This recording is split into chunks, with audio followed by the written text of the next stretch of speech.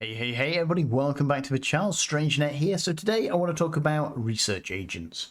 So under the agency, under the mission agents, you can find R&D agents, and the caption for there is advanced agents that help aspiring industrialists in material research. Click on there and it will give you a whole list of the different, or the agents and the different levels that can be farmed throughout New Eden. Once you have these up to a sufficient level, you can then train up research project management, and this will give you up to 5 agents. It is a rank 8 skill, so it will take you 35 days to pretty much max this one out, so it is a very lengthy skill. But once done, well, you can do that at any level, but once that is trained, you can start farming data cores from said agents, and basically the different agents will be giving you different types. It does state on them, I do believe, which data cores you can get. So there we go, in the research agents, yada yada yada, tells you which of the data cores you will get for farming this agent. So a little bit of background to this, that the research agents used to be the way of getting Tech 2 BPOs back in 2003, 2004, 2005. Maybe wrong about the 2-3 part, I wasn't here then, but in 2004 you could still get Tech 2 BPOs from doing the research. And basically all you did, you did the agent, you got your research going, and basically it gave you a lottery ticket. And at the end of whenever that specific Tech 2 BPO was being drawn, your points would go into a pool, and if you were lucky, you came out with a Tech 2 BPO. And then after that, it was pretty much done and dusted with. So everybody trained these skills, because obviously everybody wanted a Tech 2 BPO, and now they were redundant. So CCP basically later on decided to break some of the monopoly that the Tech 2 BPO holders had, and created Invention. This gave another outlet basically for the research project management skill, and you could now start to farm data cores. And the data cores are obviously used in Invention, and that gave other people a way of being able to make the Tech 2 items as well.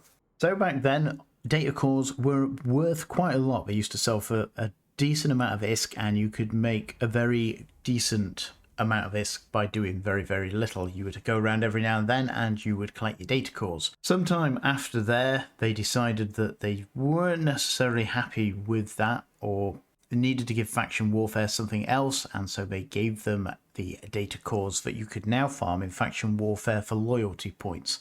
And this pretty much crashed the market overnight, and it has been where it has been now for pretty much a decade, I think. Could be slightly longer. It's probably a little bit longer. It's probably around there. We'll say a decade. Don't quote me.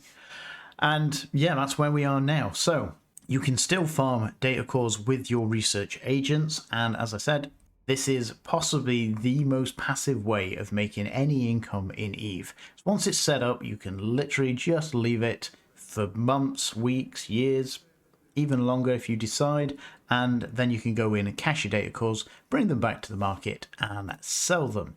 And most of them sell for about 100,000. So would I recommend doing research agents? Bear in mind you can obviously have 5 research agents on each character, and you can have 3 characters on your account, so potentially you can have up to 15 at a time on one account.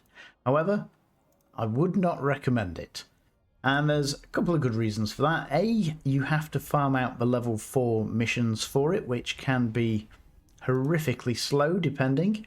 Now obviously some people do enjoy running missions, and therefore it isn't really that much of an issue, but you have to run it on several different characters, and yeah, it's a bit of a grind. I remember it being a grind back in the day, and I don't know whether it's changed much since then, because I've not really done level 4 missions in a long time, but I pretty much doubt that it's changed a great deal. So it's very grindy. Obviously you need the skills to be able to run at level 4s as well, and obviously to make it a bit faster you'll need the rest of the social skills, which again are very specific to running at level 4s. Or agents in general, so for that reason I wouldn't recommend it for a start. However, I am a great fan of passive income, as you're probably aware if you watch this channel, if you watched it for any length of time, something I do bang on about, and as I said, this is the most passive way of making income. So if we go to the journal, I can never find the journal, here we go, and it gives you a list of all the research agents here that I have. I said 5 research agents. You may actually be able to get 6. Don't think. Do I have it at level 5? Let's have a quick look. Yes, I have it. No, I have it at level 4. 44 days on this character. Let's see what kind of training time points per minute we're getting. 25. So yeah, that's why it's such a long time. So still with 35 days pretty much still stands. So you can see here it gives us a RP, royalty points, research points per day, and then it gives you your total. So let's just have a work it out. Now anybody that can do mental maths are already gasping at these numbers. So I'll bring up my calculator for anybody that isn't great at the huge numbers that we're looking at here. So got 332,498 research points here. Now if I divide that by the days that it's been running, 6.2 gives us 3,669 days. Divide that by 369. So this character has been grinding out these loyalty points now for 10 years. I have not cashed these in 10 years. And obviously they've accumulated over the years, the decade. So in order to cash these out, you click on your R&D agent, you start a conversation, and you can buy data cores. So as we can see here, I have a maximum quantity of 3,271 data cores that I can have, and that is because for each data core costs 100 RP and will cost me 10,000 ISK. So let's just math that out. 3,271 times 10,000 ISK is going to cost me 32 million ISK in fees, so nothing particularly terrible there. And I'm going to get 3,271 cores.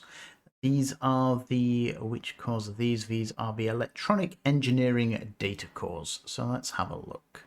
128,000 ISK times 128,000 gives me 418 million ISK. Obviously, we've got the 32 million ISK then to get rid. This isn't even including taxes. That one agent has made me 386 million ISK.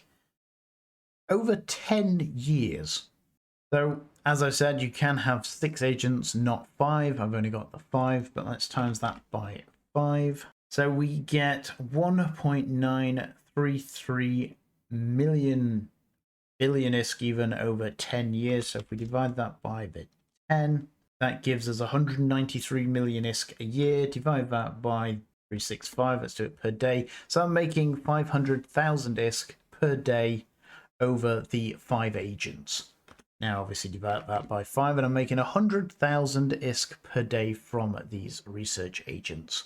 I personally think that is a really bad return on the amount of time that you have to grind for them, the skill that you have to buy for them, and the rest of it. So I would not recommend running research agents. Again, these are a legacy agent from years gone, and are just there basically just because CCP didn't want to get rid of them for whatever reason. And again, you can grind out a little bit of ISK from it, but as you can see, the numbers are terrible. And this is 10 years. Now, obviously, you can do that over your 3 characters on one account. So you could have... Now, let's do it properly. It's not 15, it's 18.